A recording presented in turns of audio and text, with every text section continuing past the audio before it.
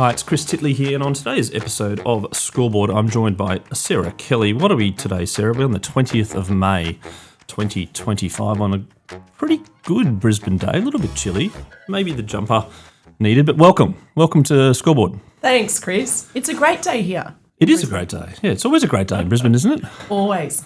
Now, Sarah, how's your morning started? How's your week been so far? Oh, it's been a good week. We're only on Tuesday, aren't we? We are, Tuesday, so that's right. Yep. It's all these long weekends lately have really thrown me. I don't know about And you, we had Chris. Alfred, don't forget. Alfred thrown in there as well. I So know, we had a couple it's been all a bit messy. But look, it's been a really good week so far. Yep, and 2025, how would you say your 2025 has been? It's been good. It's been pretty hectic, actually. It feels like yesterday was January all on holidays, but it's actually we're now into Yeah, May. we're like 39% of the year or something done already. And footy season almost halfway through, and so many. It goes pretty quickly, doesn't it? Now, Sarah, your involvement in sport goes very, very deep and a long history. I'm going to go, before I get into all what you represent in sport right now, I'm going to go back to your childhood about when your first interest in sport started. Do you remember something back in your childhood that you're like, wow, this is cool?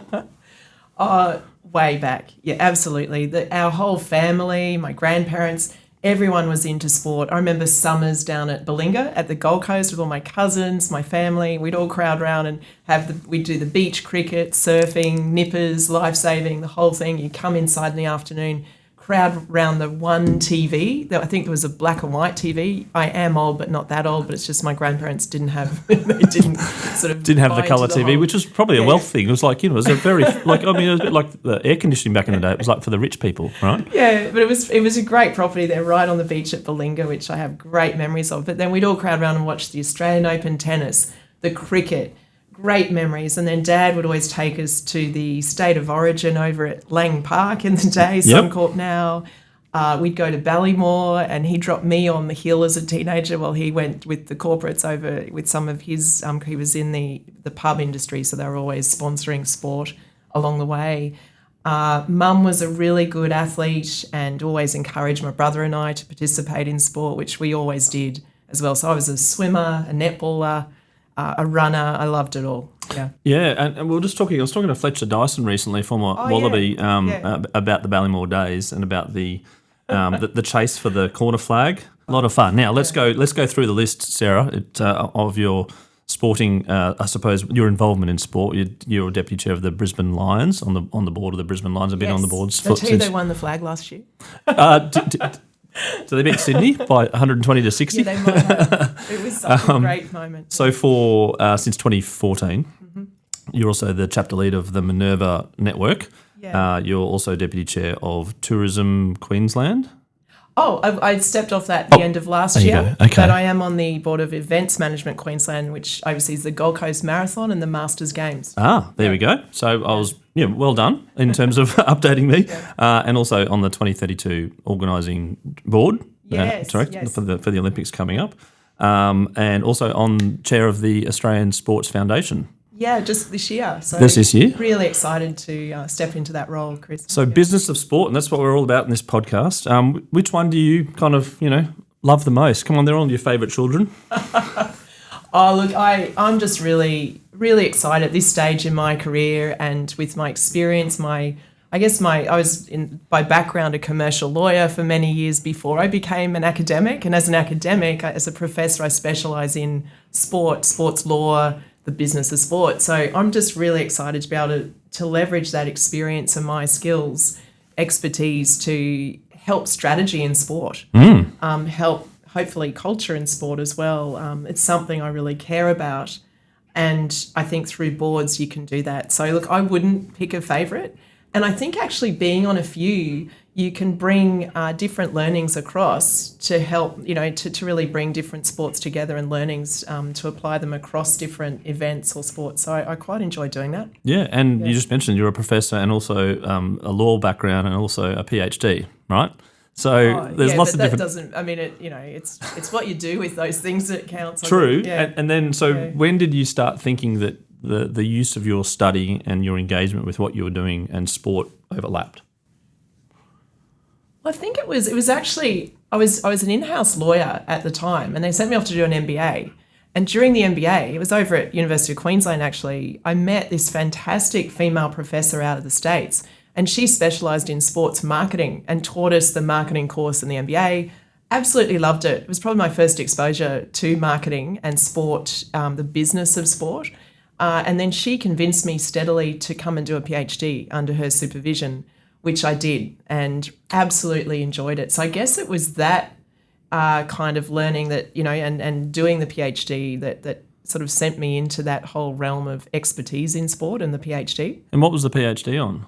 It was actually on, I don't want to bore you because whenever, academics get asked that, they might, and I don't, but not to, academics are fantastic, but it was on ambush marketing in sport. So I sort of applied the policy angle and the legal background actually into looking at sports sponsorship and its relationship to ambushing using, what happened, how fans sort of look at it, how sponsorship or sponsoring organisations look at it. So it was a lot of fun for 3 years actually. Yeah. And do you find still to this day that's irrelevant? Like in terms of the PhD is relevant? Absolutely. Yeah. It has, as it turns out, you never know, do you? No. Because it's kind of, they're so focused, PhDs, it's like the tip of a ballpoint pen.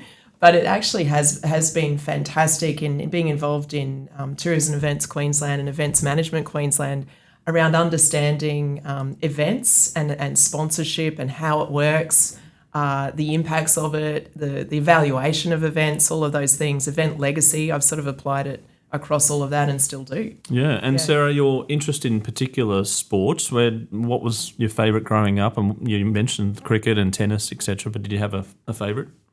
Oh, I love, in terms of, you mean spectating or participating? Spectating. So spectating are definitely all football codes, and when I say that, it's AFL, Aussie rules, rugby league and rugby union and soccer. Yep. But I think I really love surfing as a spectator sport. I love Winter Olympics as a spectator sport as well. And there's actually probably no sport that I don't like. I've actually recently loved the canoe slalom as well as an Olympic sport, having witnessed Jess Fox actually win the gold over in Paris. Yeah. Yeah, right. The interest in team sport and individual, did you play sport yourself? I did. I played netball and swimming as well. I did a bit of life-saving as well. Yeah, right. Wow. Let's go to 2014 when you joined the Brisbane Lions. They weren't going so well then. No, we were wooden spooners. Yeah. It was a disaster. Yeah, and you want to talk about the process of how you joined then. And I suppose, looking back in retrospect at that time, what's changed now, 11 years later plus a premiership? Oh, so much has changed, which we're all really proud of, actually. But I guess back then, I think there were a few spaces left on the board. There'd been a bit of a board spill, and my husband and I have been long-term Lions members, always gone since Bears Carrara days down the coast. And with my expertise, I'd finished the PhD in sports marketing, and they needed marketing because there were financially it wasn't doing fantastically. There was also the fact we were not winning, wooden spooners. I think some of the other codes in Brisbane were doing really well, and when that happens, there's a few fickle fans that bandwagoners will call them that move around codes. Totally understandable. Winning does matter in sport to an extent. So, it was Lee Matthews actually called me over at the uni and said, would you be interested? We know you're a member. And Mick Power and Lee interviewed me in the first instance, and then I spoke to Bob Sharpless at the time was the chair. So then I was lucky enough to be asked to join the board. And yes, it was very the first female board member at the time there. Yeah. Yep. Yeah, and then very challenging times for the club, obviously. But I think we then replaced pretty much every key leadership role in the club within that first year. A new CEO, new head of football, new captain, the whole thing. And who was the captain back then? Or the new one that you put in? The original one at the time I joined, gosh, I'm trying to remember, I think was Tom Rockcliffe. Oh, yes, Tom Rockcliffe, yep. Then it went to Dane Beams. Yes, did he come from Collingwood, didn't he, I think? And then it would have been... that would have been about 2015, 16. Dane Zorko. Yeah. A great Queenslander. Yes. Then over to Harris and Lockie now. Yes, So- and Harris would have made it. I reckon Harris made his debut 15, because I think it's his 10th year this year. Yeah, So- I remember his first game. Actually, it was fantastic. Yeah, under. No, it was a great time when he ran on, and now you see him, and he's just milestone come so game far. on the weekend. No, it wasn't him. It was the two other That people in their was, milestone. Zach Bailey. That's I think, right, had Zach his Bailey. 150th. Yeah. Yes. Yeah. Again, how time flies. Yeah.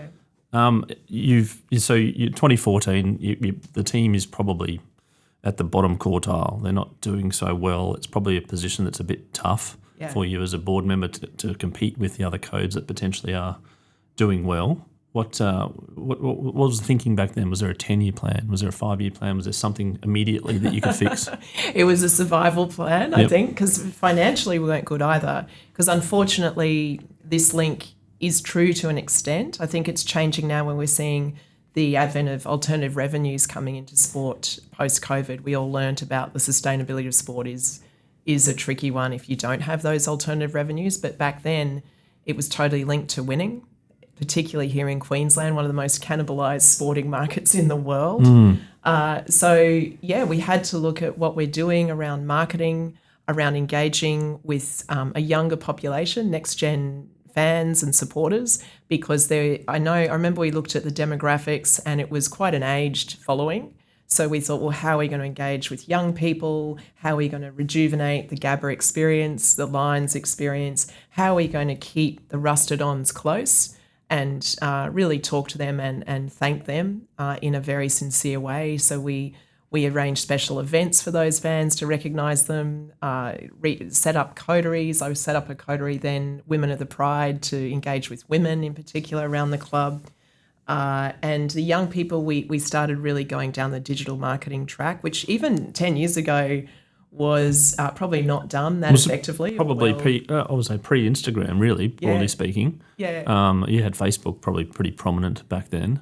Yeah. But, different channels now. There's so many. Yeah, that's right. Yeah. And then we just started hiring some new people in key leadership roles and into the marketing section and partnership section in particular.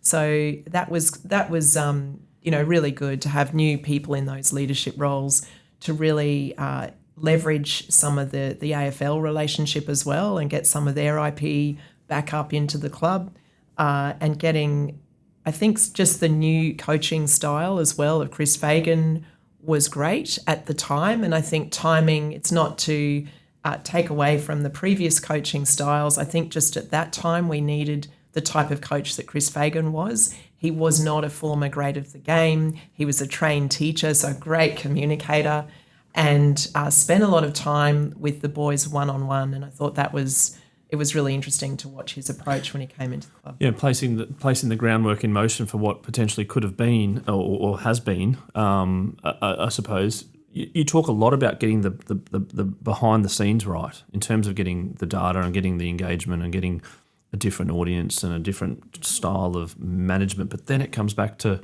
as you say, a bit of bandwagon. It comes back to the popularity of AFL and what they're doing at grassroots. There's like a whole different macro outside things that can change things. And if the team loses, then it's all probably a little bit harder. But you've kind of had a bit of a win on all fronts in terms of participation at AFL level and the Lions. How did you go about balancing, doing everything right, you think, behind the scenes, and then maybe not getting the results that you might have thought on the field?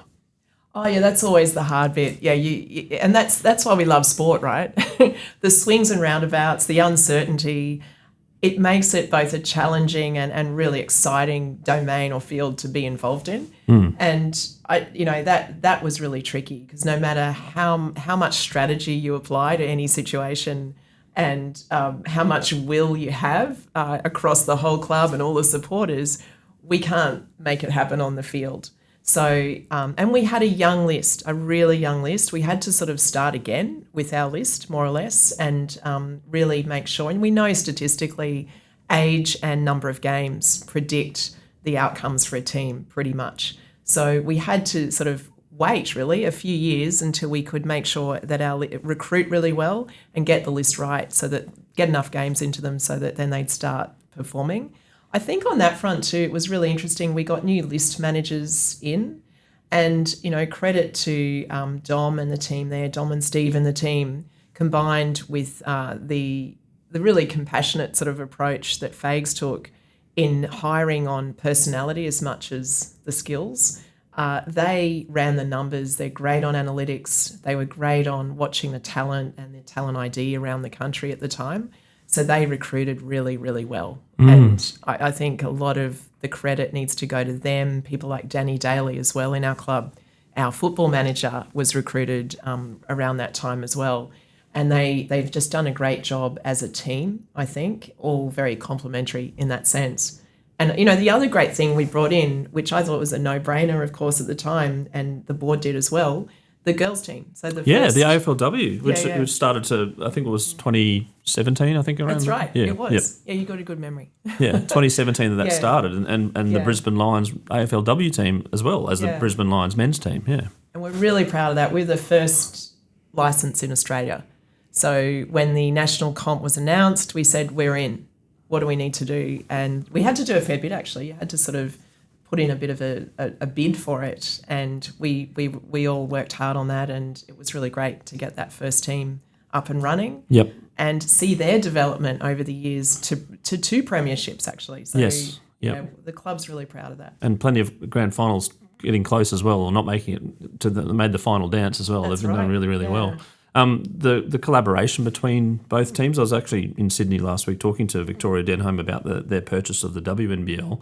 Oh, yeah. The WNBA has seen sort of teams that have got different names to their men's team, and it's sort of been a bit of an independent entity, and Victoria's talking about that potentially in the WNBL, like the New York Liberty versus, they've got the New York Knicks, two different teams, but the AFL and the cricket sort of tend to have the same name, same colours, same training facilities. Wondering from your point of view, the benefits of that, I suppose? Yeah, look, it's a really good question, and it's probably a little bit under-researched. I've been collaborating with a team around the start of that a little bit, around do you go effectively a brand extension or is it a new name, or is it, not name's one thing, but certainly like is it completely different facilities and this and that and whatever and separate, Yeah, but I've sort of come around. I think it can be a good thing either way, actually. And I think what really matters is how women's sport in general is positioned to the market as a distinct product. I'm of the view it absolutely is a distinct product. It's probably also in terms of investment, Chris, which you're very familiar with, it's a distinct asset class. Sport in general is now recognised as a substantive asset class in a lot of funds and worldwide. But I think women's sport tells its own story, and we're seeing that over and over again, where in many cases it's probably undervalued. But when you combined with the significant and established resourcing and IP of a men's franchise, let's call it, they can really benefit from that. And I know we have at the Lions, I know the NRLW girls have, the cricket has as well. And it's kind of an interesting lesson to learn, where even in the combined training facilities we have out at Brighton Homes Arena at Springfield, we're seeing this lovely culture that emerges out of it, which is an unexpected return, actually, like of having a positive byproduct both under the same roof. Yeah. So the boys have seen how confident the girls are naturally with media, with their good side hustle people as well, because they've had to be. They don't earn the income traditionally that the men have earned as a full-time professional sports person. It's getting a lot better, of course, though. So many do now, which is terrific to see. But as a result of that, they know how to sort of build businesses on the side, work and balance training, speak confidently in the media. And a lot of the boys are not as good as that because they've been so focused as a professional player the whole time, to the exclusion of a lot of other activities potentially. So I think that's helping develop the holistic athletes under the same roof. And it's created a lot of humour and exchange as well, which I think relaxes everyone and reminds them why we play footy, why we're enjoying playing footy, and why we love the club. So I think it's been a great benefit there. Yeah, no, fabulous insights into having both names, both clubs, both etc. If you were to describe women's sport now in 2025, come a long way with the AFLW and the BBLW, NRLW, etc., and things like the WNBA overseas. How would you describe it now, and where would you like it to be? I think we've got to always remember we've come a long way. So that's the first. So you starting stop point. and reflect and go, this Exactly. is proud from where we were. Yeah. And I remember Ali Brigginshaw talking about that as well. Like she was playing in a... She's terrific. She was isn't she? playing in like Ali, a high school, they were playing in a high school field where it was Yeah. like sort of like the Broncos and the Origin wasn't even in a ground or something. And she's like, now Yeah. we're playing at Suncorp. It's great. Now we're going to Vegas and things like that. Fabulous. But there's still a long way to go. Yeah, there still is a long way to go. We haven't got gender equality yet in sport, other than probably Olympic and Paralympic sports, you would say, and some professional sports are starting. I think cricket has been leading the way on that. AFL and the AFLW have been fantastic. A lot of them now, and the NRLW, of course, they now have a pretty solid wage, or salary, I should say, that does enable them, it frees them up for the training focus that they absolutely need in high performance. So I think that's a win. The fact they've got a kind of a livable wage. A lot still have to supplement, though, there's no question about it. There's also some of the issues that need ironing out. I think netball's been really good at this as well. Things around childcare, things around women's health, and the kind of research they need to devote targeted resources to as well, because we just don't have enough research on women's high performance, injury prevention, mental and physical health, and the holistic athlete in that sense, because most of the big data sets and samples have been men in the research. Yes. So I think even that kind of resourcing is really needed. I think also just the equalisation of some of the support services. We have salary caps in much of the codes in Australia. That can potentially make the women's play a bit of a second fiddle to the men's franchises.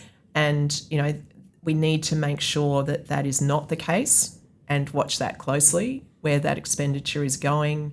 I'm actually a fan of not having some aspects in the salary cap, such as mental health support, such as integrity for the sport support. And I think that will then help as well with ironing that out. But then if you look at sort of the community level, this needs a lot of work. We don't have enough gender equal facilities, change rooms, basic toilets, access to sporting infrastructure for the girls in particular. I think there's some kids in general missing out on accessing sport, and the cost of accessing sport is absolutely escalating, as we all know, the insurance premiums and all the rest. So that's a big, wicked problem that needs solving. I think there's ways to do it, but yeah, there's a lot of areas that we still need to work on there. And some of the sports are doing and have done grassroots really, really well. Like the Auskick program is just amazing, and and there's no gender imbalance there. It was boys and girls, and they play mixed until a particular grade as well, which is fabulous. I'm sure the other sports do that as well. But how important is having the Master League going down and doing a good grassroots program to sort of rising tides lift all boats? Absolutely. It's a really great model when it works well, and really proud. The AFL has done a great job there. We've got some of the highest participation rates in the nation for women, as well as the sport. I mean, it's in Queensland. We're doing really well actually, and I love my league as well, as I said. But they're doing really well on that front. Basketball seems to be doing well as well. Basketball is doing incredibly well. So, and some of the other sports too. And when you look, you've got to also think, I guess, multicultural Australia now. And I'm hearing this from phys ed teachers, directors of sport in the high schools are saying, we've got to stop building. We don't need as many ovals now. We need indoor facilities. Like volleyballs, basketball, etc. Badminton is huge. Yep. Table tennis, basketball, as you said. Yep. Also for all accessibility too. People in wheelchairs and people with mobility issues wanting to access sport. Often indoor facilities are a lot more accessible.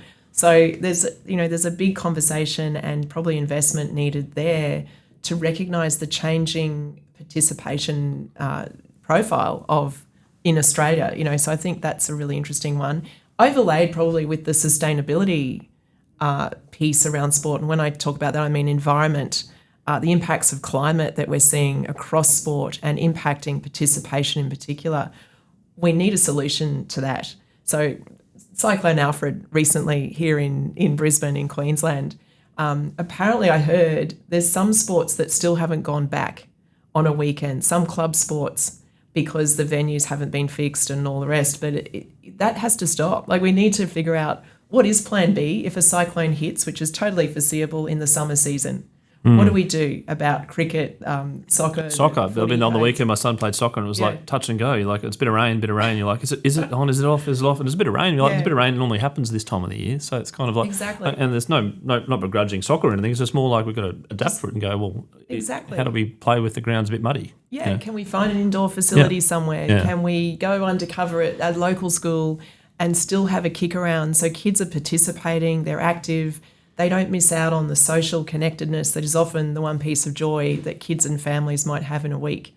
Let's face it, I think that's one of the great things about sport and why I'm certainly involved in it. It's that social connectedness that it provides and the mental health benefits that are associated as well as the physical. But why do we cancel sport as soon as there's rain? I don't understand. Or if it's even too hot and it's only getting hotter in this nation, what's our plan B?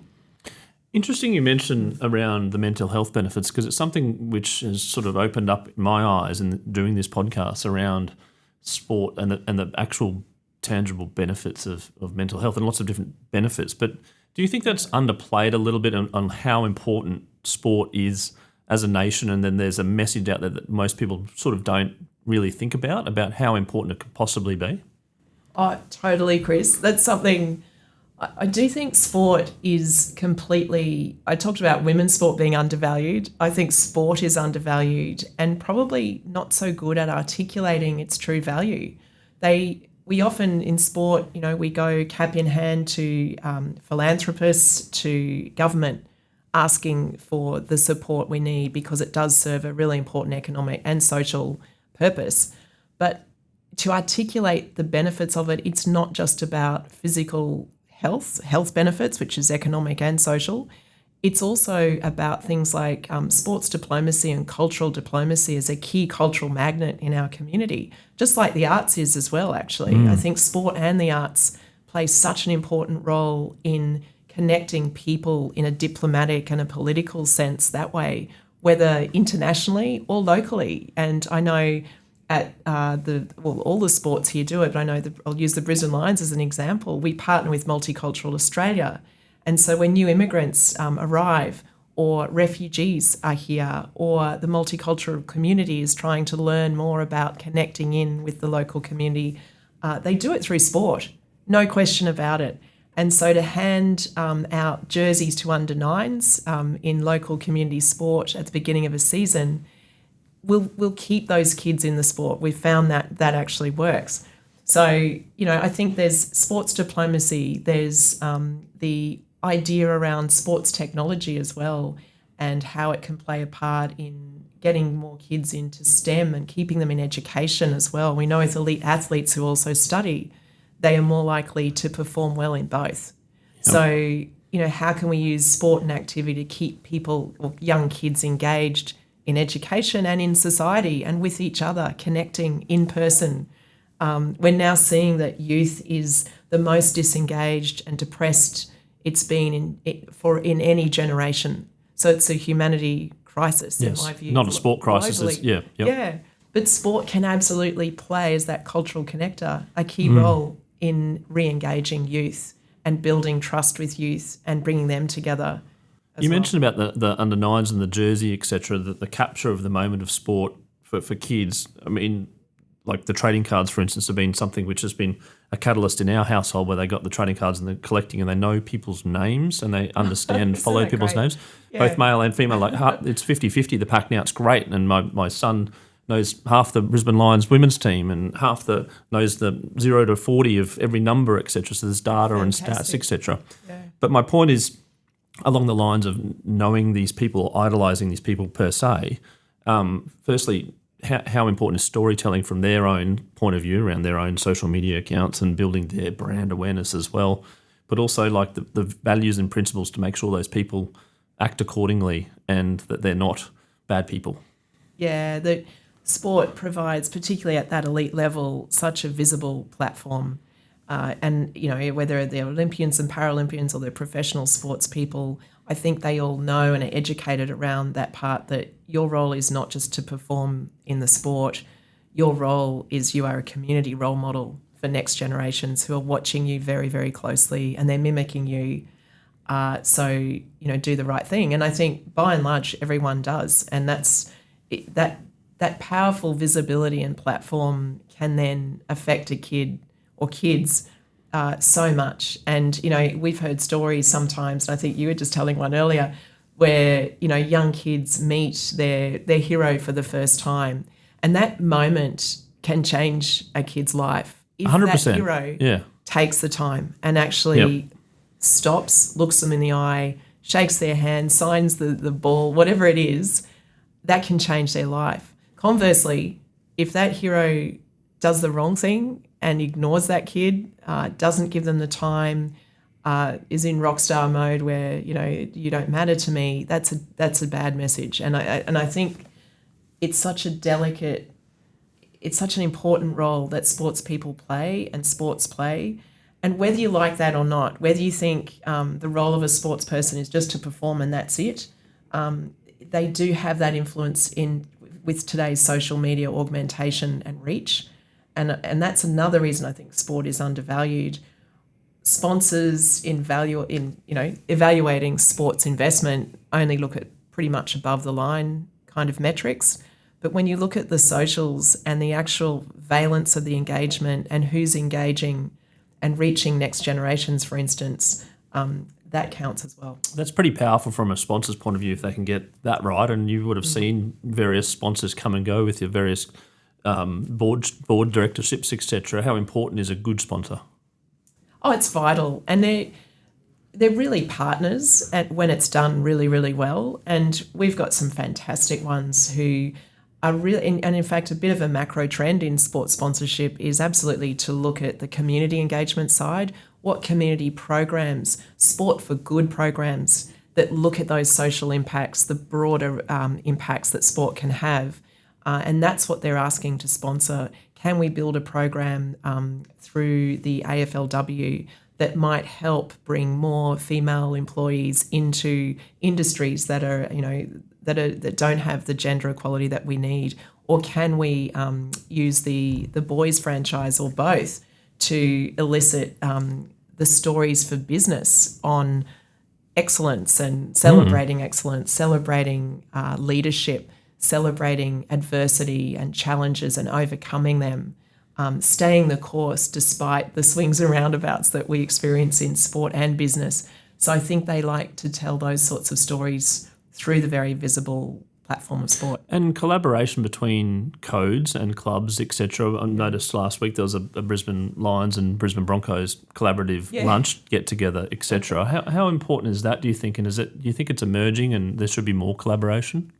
Absolutely. I'm a huge fan of collaborating. I think humans do it really well. Why shouldn't sports do it really well? And when it's for a higher purpose too, yes, we're all hyper-competitive codes. Competing at the same eyeballs and jerseys and revenue and all that sort of stuff, yeah. But we all wear the maroon here in Queensland and in other states too. It's similar, and so it's a country, it's a state to be really proud of. And as cultural icons that these sporting franchises are, why not work together for a higher purpose? And in this instance, it was steps for Hannah, the fundraising around domestic violence that the Clark family have been incredible in leading. So the clubs got together to raise a lot of money on Friday for that very worthy cause. And so it wasn't about sports high performance so much, it was about a higher purpose. And that's where I think sports can really work together for a higher purpose to resonate with a much bigger reach and a much bigger audience for greater impact. And I think we're going to see it with the 32 runway as well here in town and Queensland and Australia and up into Oceania as well, that, sports working together, whether they're the Olympic and Paralympic sports working together with the local professional sports as well, to tell the fantastic stories of our region, to tell the fantastic stories about our people and our cultures.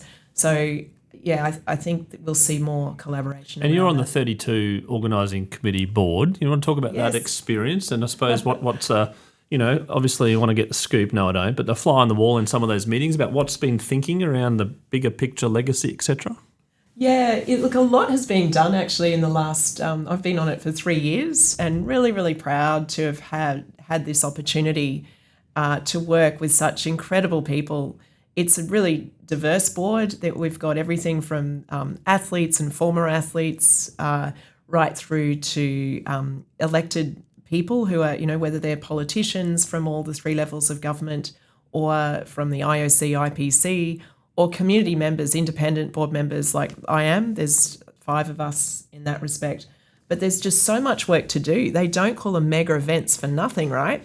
And there's nothing much bigger than the Olympics. So we've spent a lot of time getting the governance right, getting the planning right, and now we're on to kind of the operational phase as we lead into LA 28 around stakeholder and community engagement, working on several pillars of really important legacy work around that, and understanding what the agreed vision is, I suppose, across this nation and Oceania. What is it we want? What will define success? And it won't be we'll be in 2032. We need podium success in 2032, and we need a really vibrant and proud community around that. But it has to be 2042. What legacy are we building economically and socially out of it? You sound excited about the Olympics, and everyone's excited. What could unravel the excitement? I suppose could it be weather? Could it be something like? Is there something over the 2-week period you're thinking? Oh, what happens if there's a cyclone event? What happens if there's something like we've built up so much for this city to be like? Is there a bit of devil's advocate, a bit of negative thinking going on, or is it like no, it doesn't matter what weather, what transport hiccups, etc. We're going to have really good games. Yeah, look, it's a great question, one that absolutely needs to be asked in the planning, no question about it, and it is being baked in as we speak.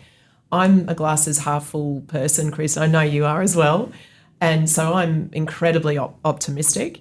But in the planning, and I think Tokyo learned this very much, and fortunately for us and LA and all the subsequent games, we're learning a lot from Tokyo. I mean, the pandemic is now very much on the foreseeable risk. Oh, yes, of course. Register. Yeah, the whole thing was 2021, not 2020, pandemic, right? What happens if? Or the terrorism what if? and security. Oh, yes, yep. Transport glitches. Yeah, electricity, lights climate. out or something, climate, yep. Electricity is...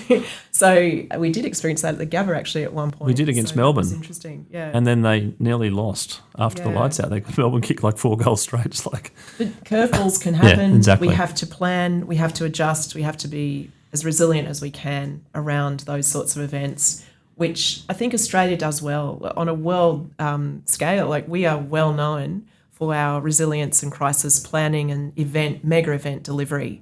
We do it well. So I think we can be optimistic around the sort of IP we have currently, let alone what we're learning from the delivery in this day and age of mega events around the world. You touched on the word resilience. You must have seen a fair bit of ups and downs in your business life. You seem resilient as a person already. Do I? Yeah. Are you? Are you resilient? Is it one of your traits you think is one of your superpower traits? Yeah, look, I think I am. I'd probably say that. That being said, maybe, I can be disappointed like the rest of us. I can get sad like the rest of us, absolutely.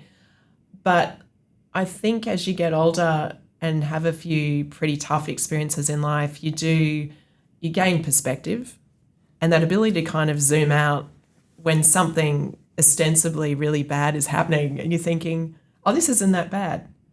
We can get through this. Perspective's different. Yeah, okay. We can just problem solve this. It's been done before. We'll get through. And so the light in the tunnel is always there. So I really don't worry about that much. And I think also humour. I do laugh a lot. I think actually we can problem solve for that. And you know what? Let's not take it all too seriously, because unless it's life and death and a health-related thing to do with someone you really love, colleague or family or good friend, I sort of think there's not a lot to worry about. And at the end of the day, it won't matter in even tomorrow, let alone in 10 years' time. One of my former colleagues used to say, "You're not on the operating table," and I was like, "That's a good way of thinking." Like you said, like you're worrying about something at work or something, mate. You're not on your deathbed, basically. About exactly. So there is different perspective. Now, you talk about laughing a lot. Yeah. What makes you laugh? Is there a TV show that you love or a movie or something that you kind of go back to? Absolutely. I love Seinfeld. Hopefully people remember Seinfeld out there. Also Larry David, which I guess Curb Your is related to Enthusiasm. Seinfeld. Pretty good. Pretty good. Yeah. Oh, he makes me laugh. Did you watch the last series recently? I did. Yeah. And I was quite excited Springsteen made an appearance there too. Yeah, and I love that the reenactment of Seinfeld coming back with what's his name? George putting the little pen in his ear, the borrowed pen. Remember that? That's right. Oh, and he gives back the pen. He's like, I don't want your pen. He's like, no, you put it in your ear. I didn't put it in my ear. He did. You put it in your ear. I don't want your pen. Go get me another pen. You know? But he's just such a great writer. I think Ricky Gervais as well. Yep. He's a great comedic writer. So things like that, I think it's always worth. The UK office, again, probably in its popularity down the order compared to the US office because of the number of seasons and things like that. But you were a bit of a UK office fan back in the day. I think it was like 12 episodes, a bit like Fawlty Towers back in the day. Well, actually, it's funny you mention that. I actually grew up watching Monty Python. I loved, and Fawlty Towers. I love that sort of humour. Farty Towels, yeah. Manuel, I remember Manuel. Oh, we could go on forever. Let's talk about your life and in regards to this thing that I do call the scoreboard moment, which is a moment in your life which is a bit like a sliding doors moment, but also like a bit of a Kodak moment. It's quite visible, but from that moment on, you're like, I remember that, and now I've changed this behaviour or something's happened. What's your scoreboard moment, Sarah? Oh, it's such a good question, isn't it? And I think in life, there's usually a few of those. For me, the first one was losing my mum. Yeah, mum died of lung cancer, actually. It was really sad. A non-smoker, died 10 years ago. And then dad died 2 years ago. So it's probably those two moments, I think, when you lose your parents, both of them, it really, you feel just so at sea. It's the worst. It's really tough. It's expected grief, though, in the order of life, right? But when it does happen, you sort of think, okay, it's over to me now. I'm the oldest in the family. It's like, okay. And it's how it goes. But you sort of think, the mortality hits you in the fact you're up front, and you think, well, that's what the learning is that's very positive out of it all, is there's no time to waste. You know, I saw my parents die too young, actually, and they weren't ready to. They didn't want to. So that, for me, just hearing them say that, I thought, I want to cram as much in as I can. And it actually has given me such an energy that keeps me going about the stuff that matters, the stuff that I can enjoy and add value to for hopefully positive impact. And that's what drives me, I would say, that knowledge that life is short. And I know that sounds a little bit, everyone probably says that, but I've certainly seen it, what happens when it is too short. And I've, a lot of friends as well, they've gone as well. And you sort of think, oh no, I don't want to waste any time here at all. How often do you go back to that moment? Do you think like you're in a tough spot? You recall that in your head going, well, it's again perspective. Like, does it come up quite a bit in terms of your thinking, or during a normal week? Yeah, you think about your parents a lot. I think so. Yeah, not all the time, obviously. Yeah. But Chris, you would have been through something like this, where you've lost someone you really love, and it just reminds you of what is important in life, and to just focus. Use the time wisely and spend it with those who matter, who, at the end of the day, it's the quality of your relationships that you have all through life. That's the only thing that matters. Yeah, and the dopamine and the happiness and sharing that with others as well. And speaking of happiness, we're going to go on to some happy topic, which is the all-time favourite sporting moment, which is a bit of a tricky one as well, because I'm sure you would have seen a few in your time in various different clubs and teams and things that you followed.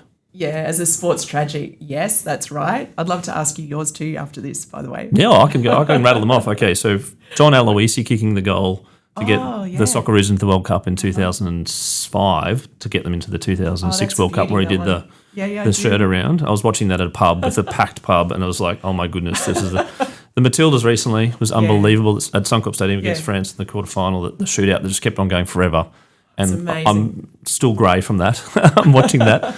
One more, or two more actually. One more is the grand final in 2023, Brisbane versus Collingwood. I took my son to the MCG for the grand final.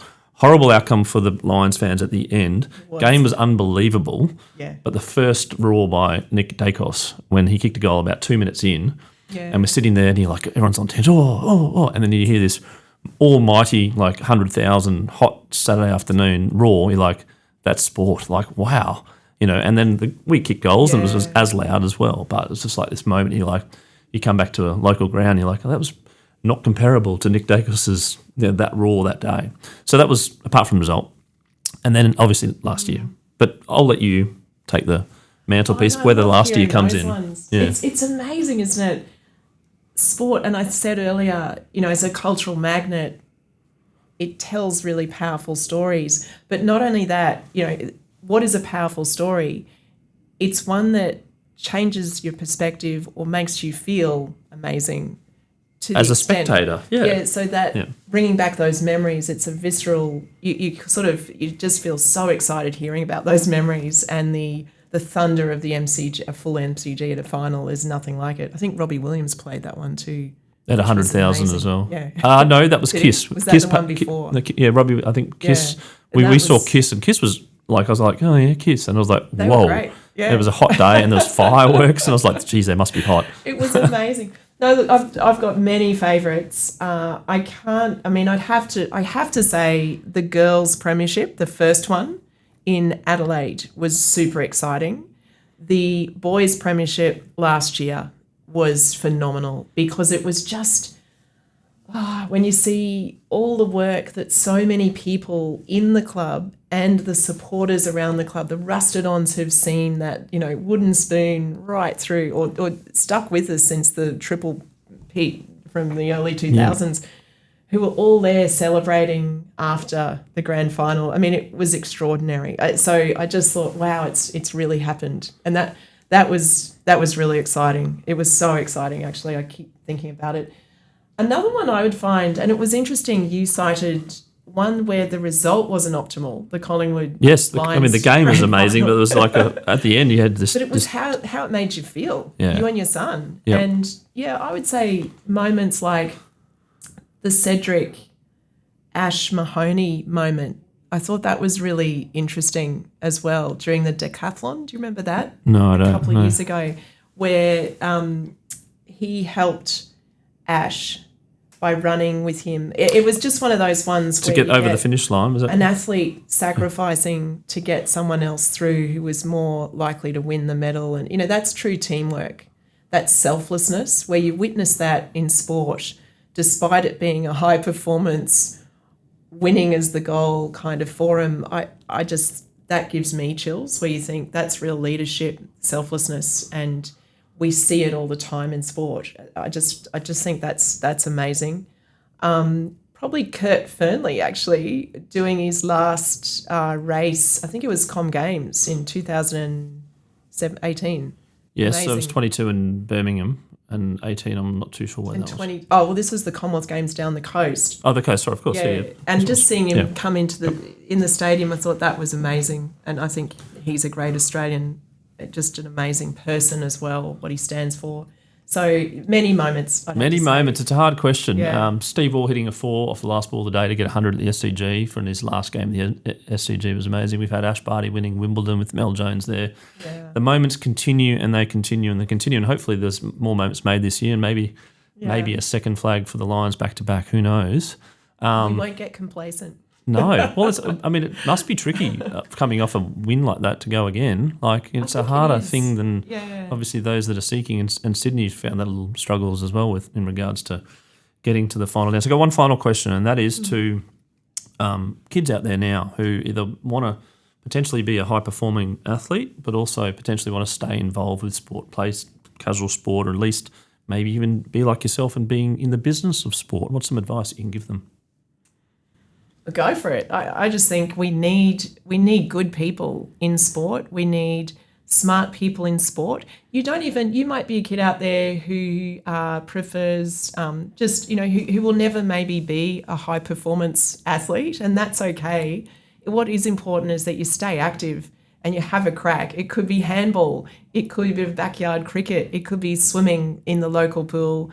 pickleball, whatever it is, it's okay. Just stay active. That would be the first thing I would say.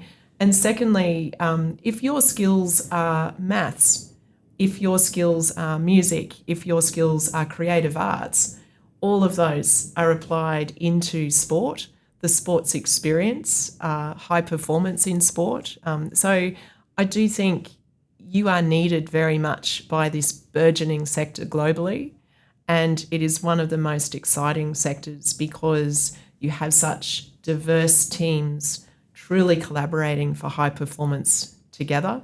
So I just find that very, very exciting. And I think with the advent of technology as well, that's going to overlay an era of sport and entertainment never seen before that I think next gens will serve a really important purpose in. So plenty of jobs. Yeah, so go for it. Sarah Kelly, thank you so much for being on Scoreboard, the podcast today, to share your story and your involvement with sport, some commentary around AFL and where things are going, and obviously the use of technology moving forward, and of course 2032. Thank you for coming on. Thank you for sharing your time and looking forward to catching up. Thanks, Chris. My pleasure.